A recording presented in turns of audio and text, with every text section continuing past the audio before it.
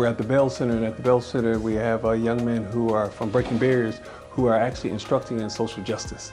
These young men have been training over the last a month or so. They put together presentations based on social justice. This was in conjunction or partnership with Say Yes, the Buffalo Public Schools, in addition to the City of Buffalo, which made it all possible.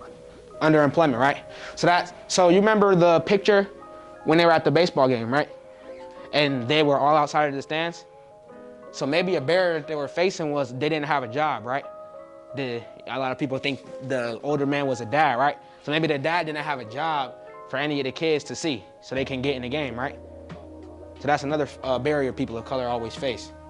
And so now these young men are actually going through and teaching from site to site, summer camp to summer camp. They've trained over 400 young people. They've done probably close to 50 different sites that they've been to, and they've been to them twice. And they're able to make a connection with young people because they're young that a lot of older instructors can't do. So I'm just excited we've had a chance to actually get a taste of what's going on in Buffalo, and also to give young people the understanding of what social justice is and how to advocate for themselves to begin changing the city of Buffalo.